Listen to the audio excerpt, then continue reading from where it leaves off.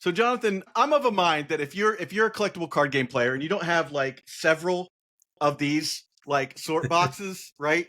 Like you're just lying to yourself. You know, they're somewhere in Right. your house and you need to get your cards sorted. I've got piles here on my desk. Yeah, exactly. Like, so I'm actually really excited about this because you are the founder of CardMill, and you're sort of the card sorting card organization to the plebs, as it were.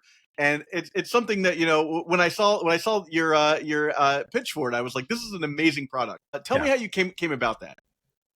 So so first, Zach, thanks for having me on. Right? Of course. And I think that for the story behind getting into CardMill, it can be really a long story, but to kind of shorten it up, I've been a player since the early 90s, so playing since Magic the Gathering first came out.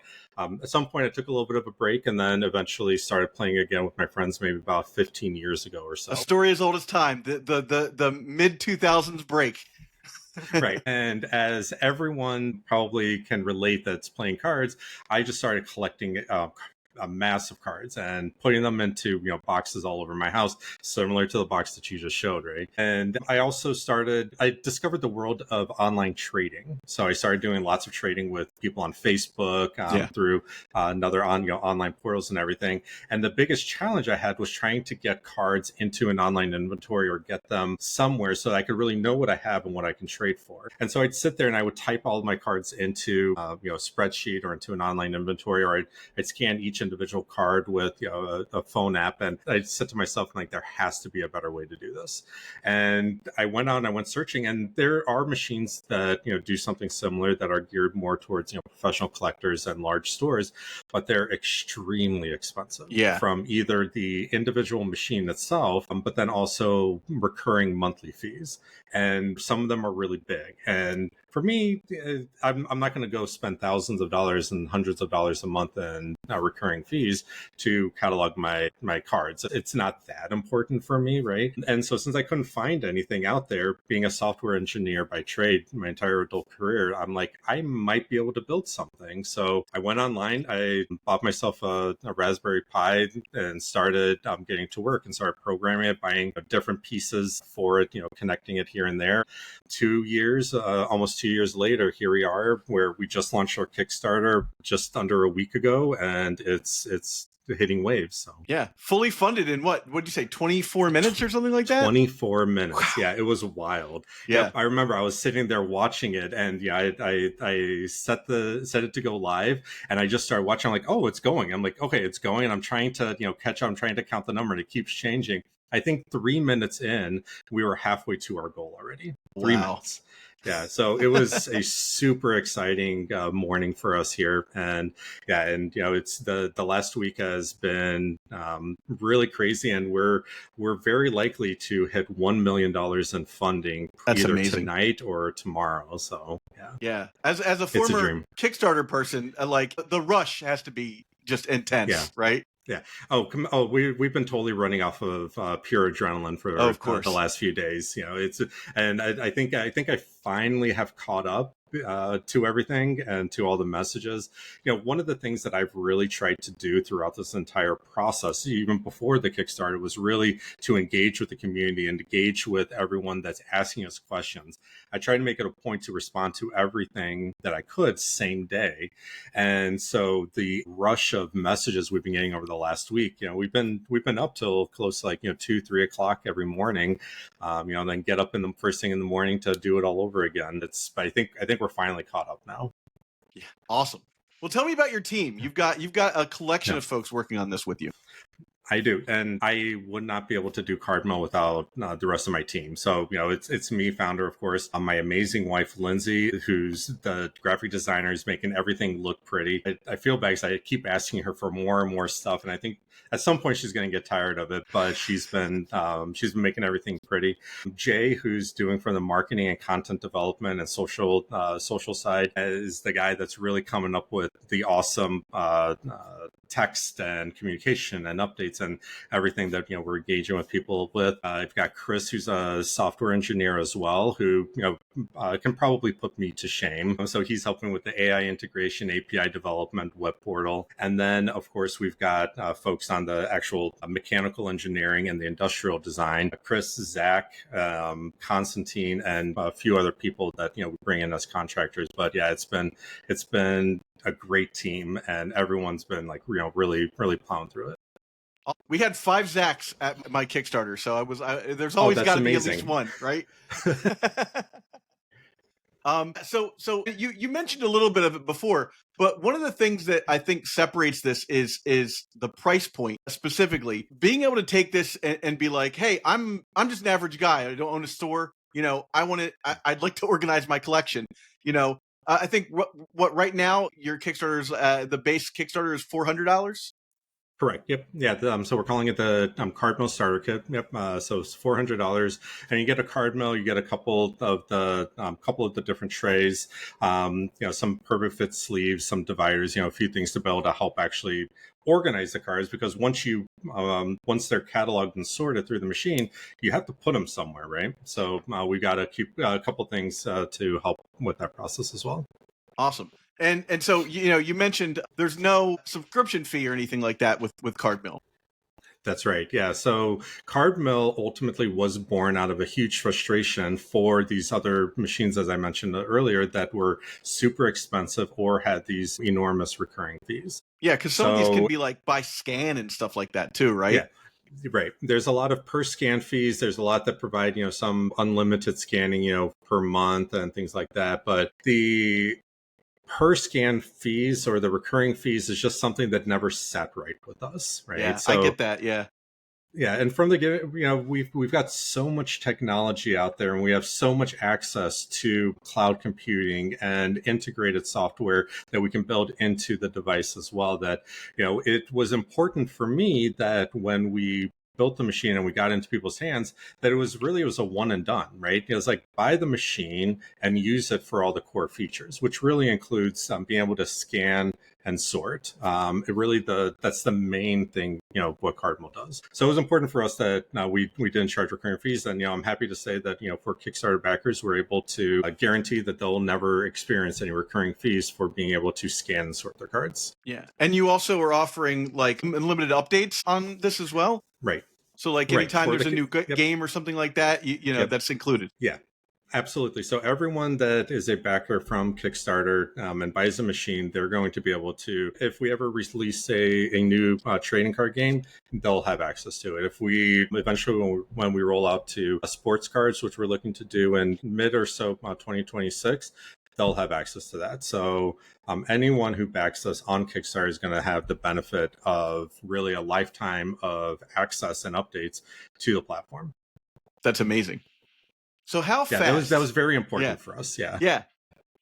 So how fast can CardMill sort? So the hopper can hold 300 cards right now, and at the current rate, it takes about an hour to get through the entire hopper when sorting either alphabetically or by like a set or a color or something like that. But we are making a lot of mechanical changes to the machine as well, and we're actually going to be kicking off a lot of that this coming Tuesday. So the sled that holds the tray when it's moving, when we built the machine at first, we introduced a gear that is used very similar to a 3D printer, where it's moving up and down. And there's a lot of precision that's really required in a 3D printer. We thought that we were going to need a similar precision to be able to place cards one after another. But then after we started using it more, we realized that we don't need that level of precision. But the side effect of it was that it made the movement of the sled and movement of the tray a lot slower. And that's really what we're waiting on. The card gets into the machine and we're analyzing it, we're identifying it, and now we're waiting for the sled to move. So of course, that makes sense. Yeah. Right. And it's really just because it has to do a lot of things to be able to move it, even just a little bit. So we're going to change up the way that the sled moves. And we believe that we can cut that time down into half for a full hopper. So we're thinking, like less than 45 minutes to be able to process a hopper now. Awesome. So I have a question with all that sort of 300 cards. Is is a good chunk. That's about this many cards. Mhm. So how Right. do I take something that's like this, like about 1,000 cards, and integrate Yeah. that 300 card? Like, what's the solution for that? Well, the nice thing is that you don't have to you don't have to start and stop. So if you have all of your cards and you're like, okay, I want to organize or scan all of these cards in this way, right? And so on the machine, you'll be able to do scan only, scan and sort, or sort only. So someone will have those three different features, and it really kind of depends on, what they're wanting to do. So someone may want to scan all of their cards in and sort by card type, or sort by color and then by type, right? But you don't necessarily want to rescan everything into the inventory, because then you'll have double cards, right? So what they'll be able to do is the first pass, they'll do the scan function, and then subsequent passes, they can do any sort of sort function that they want without the additional scanning. And as cards start getting lower, you can just keep adding cards to it. The machine's going to keep going until it detects that there's no cards in the hopper. So once it gets all the way through and there's no cards, that's when it's actually going to stop on its own. Or of course, if the tray is full and it needs to be empty. But That's what I was going to ask. So what happens when the tray is full? Yep. Well, it stops. Yeah, So fair enough. Yep, the machine will. It is keeping track of how many cards go into each individual slot in the bin and how many cards are in the whole bin. So it does know where it's at within the cycle of being able to fill the bin. And if it needs to put a card into a slot that is either full or that there aren't any other slots for, then it will stop, and the user will be prompted through the machine to go ahead and empty out the machine, or I'm sorry, not the machine, the sorting tray, and then they'll empty that out, hit a continue button, and keep going. Okay. It's actually going to be interesting. So I think in about a month or two, like maybe in sometime in September or October, don't know the exact date, but I'm going to do a 24-hour live stream. I'm going to have about 5 machines out. I'm going to just have cameras on all of them. And I'm just, for 24 hours, we're just going to be scanning and sorting so people can really understand and see, the process of it. I know I'm going to be exhausted by the end of it, but I wonder how much it would cost for me to send my library card catalog to you for that stream. Just please organize those, please. I just need that whole thing organized. Yeah. You're doing something. You're going to do it anyway, right? Yeah. I mean, absolutely. I'd be happy to take, and maybe that's not a bad business model. Maybe I can say, hey, send me all your cards and I'll scan and sort them for you, get them all organized for you. Yeah, that's a whole side business someone could set up by buying a CardMill, right? Right, exactly. Yeah. So we'll do different things like that. But if you have a lot of cards, you just keep feeding them in until you want to stop, and the machine will keep going until it can't anymore. So let's talk about the games you currently support. So we got Magic, Lorcana, Yu-Gi-Oh! You said you're working on One Piece is coming up. Right. Star Wars Unlimited, Pokemon as well. Pokemon, of course, yeah. Right. At the top of our list right now are also, like you said, One Piece, Dragon Ball, Super Card Game, Digimon, MetaZoo, Grand Archive, and Final Fantasy. And I heard, so those are some of the most I heard through the grapevine you might also be offering Sorcery soon as well. Yes, awesome, absolutely. Awesome. So Sorcery personally, I don't know a lot about Sorcery, but on my Discord channel, we've been getting a ton of people asking about it. It's been one of the most requested games as well, and so absolutely. So we're going to support it. We just need time to get through our log. Awesome. At this moment, we're pretty much able to support One Piece. I haven't been able to go through and finish testing it, which is why we haven't officially announced it. But I'm 100% confident that we'll be able to support that along with the others for day one. And then, Sorcery is definitely going to get into that list as well. And I think the next thing I need to do is just buy a whole bunch of cards, which I'm very excited about.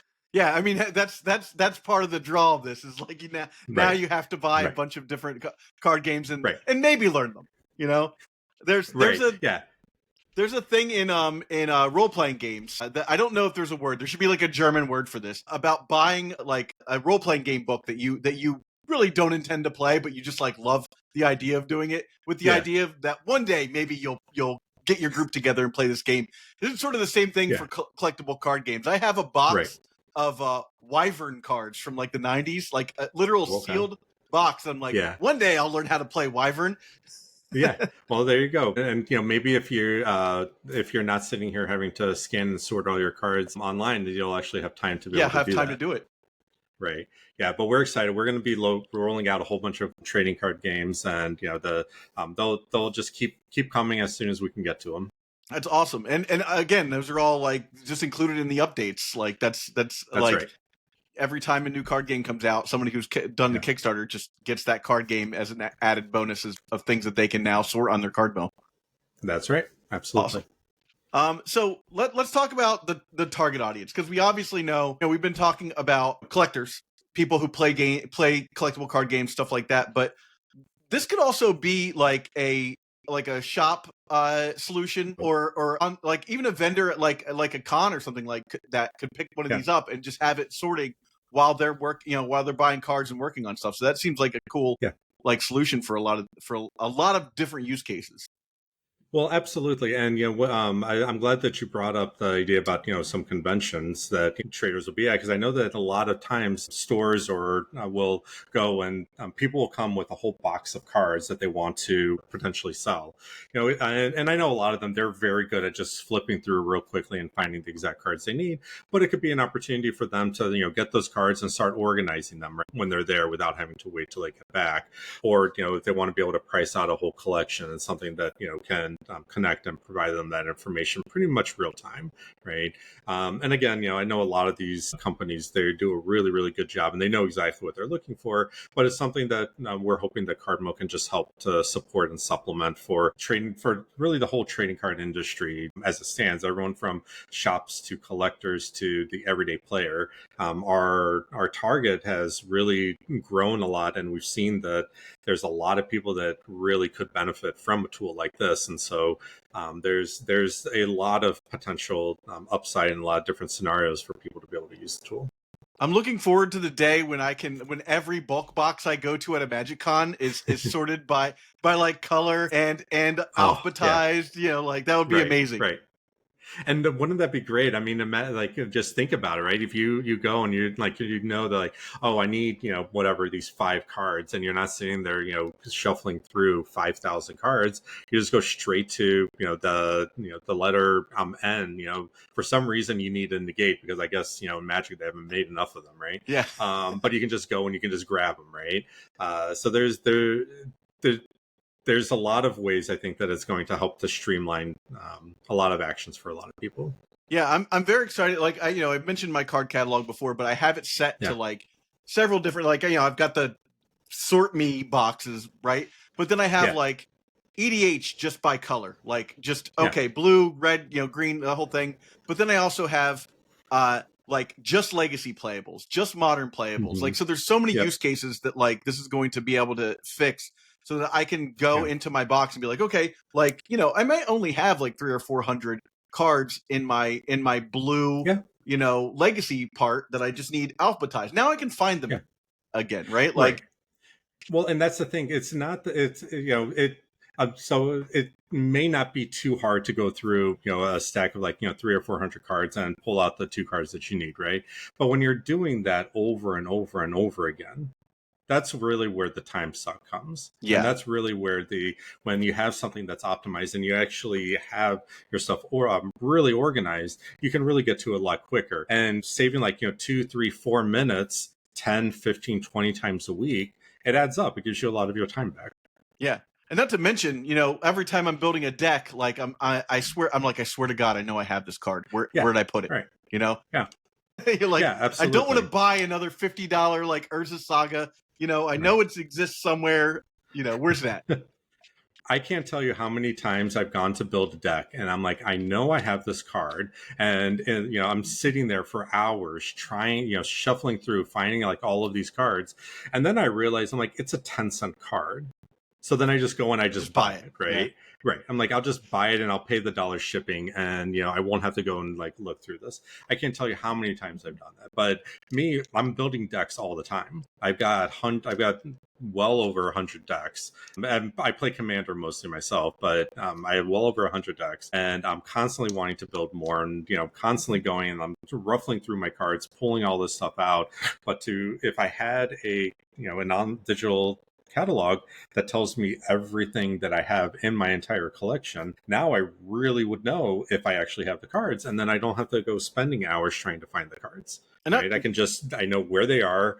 I can grab them right when I need them, and my deck is built in 15 minutes maybe versus hours. I don't know. Yeah. And the other thing is, when you're selling cards, now you know what you have and where Yeah. it is to get rid of it, you know? Right. That was a huge thing for me when I moved from New York to Philly. I sold a ton of stuff from my collection. So I had to go through everything, and I made enough to put like a down payment on a house. Oh, wow. Which is, I mean, what hobby ever does that, right? It's pretty wild. I'm sure I spent Yeah. way more over the course of time on Magic cards than I did getting it back. But, you know, that allows you to, it saves you a lot of time, one, but also it just makes it easier to organize and show, and you know what you have, you know what it costs. Yep. You know, it just makes everything so much easier when you're going to try and get rid of cards as well. Yep. Yeah, the ability to just cut out any of that extra extraneous stuff that, like, quite frankly, like I don't think I've met anyone that actually enjoys doing that, right? You know, being like having to sit there and ruffle through. Sure, it's fun and all, but after a while, it's like, okay, I want this one card. Just give me my card. Yeah, and it's hell on your back too. Like sitting over It is. Yeah, right. The number of times I've been like, I'm just going to organize everything, and then like an hour later, I stand up and I'm like, oh my god, why did I do this to myself? Yeah. Right. Well, I mean, yeah. When we moved into our current home, I had about like 4 or 5 6 and 8 foot tables just all across my basement, you know, really trying to catalog and organize everything so I could understand what it was. And I was just like, oh my God, this is intense. And, you know, at the time I didn't have a card mill, so I couldn't do anything with it. But that's would have been the perfect time for me to be able to do that, to be able to get everything organized and have it nice and neatly put away and everything. We're really looking at a utopian future where everyone has one of these and no one has to sort through cards anymore. Yeah. But isn't that the dream though? Isn't that what they've been telling us, that computers are going to take over the world and take over our jobs? I'm like, that sounds great. I would love for a computer to take my job, and I just want to go hang out on the beach, play some Magic, right? Yeah. Play some cards. As long as I still get it sounds paid. Wonderful. Exactly. Yeah. Well, there's that part. Yeah. Yeah. Well, I mean, those are the like, I want a computer to be able to like do my laundry, sort my Magic cards, do the dishes, right? I'll do my job, like I'll do that stuff, but the stuff that like the mundane stuff, like that an AI could deal with, that's the stuff that will actually make our lives better. Sorting cards is a huge chunk of time for a lot of people. Right. Yeah. It's very the Jetsons of you. Right. Exactly. But yes, I'm very excited to be able to get the card mill out to everyone, get everyone testing it out, playing with it, and really being able to ultimately get their time back from being able to and go and play cards or go to that beach, right, and build those decks that they want. Really, not have to sit there and like ruffle through everything. And I think that at the end of the day, it's also a great tool for anyone that, like, as they're buying, maybe they buy a new box, or Edge of Eternities for Magic just came out, or is pre-release weekend this weekend, right? How many people have tons and loads of cards that would be great, just pass them through. Now everything's organized, and now you can move on with your day. Yeah, every time a new set comes out, I try and pick up a box. It's like, if that could just be organized, that'd be perfect. Yeah. I mean, if they could just send them to us organized, that might be a little bit easier. Right. But then we'd lose. Just give me a play set of everything. Let's go. So when will this ship? The Kickstarter launched last week. We're in the middle of July right now, the end of July, let's say, and you're looking to ship this relatively soon, right? We are, yeah. So we definitely have our work cut out for us. So we are going to be doing some mechanical updates to the system that we are kicking off this coming week, and then we're going to start basically manufacturing and tooling and getting everything together and getting the machines built out. And being a software engineer, testing is always something that I'm like, we never do enough of anywhere. So, if anyone's like, what about testing? It's like, I would love to spend the next 3 months testing it, right? So we're going to be doing, tons and tons of testing. And then, I'm hoping to get everything start shipping in December. And we are a startup, and there are sometimes delays that come with manufacturing projects, but we're hoping to mitigate them as much as possible. Especially that we're kicking off a lot of the processes now that we were going to wait until after the Kickstarter to do. We're going to do those now, and our hope is to be able to mitigate and work through any potential delays and challenges. We'll kind of see where everything goes. We'll keep everyone who backs us on Kickstarter. We'll keep everyone well informed and updated on progress and timelines and everything like that. And we'll try to be as transparent as we can to keep everyone informed. But yes, our hope is to try to start shipping out machines before the end of the year. Amazing. And you can always send me one to help me. I'll get testing. I'll get testing immediately. Yeah.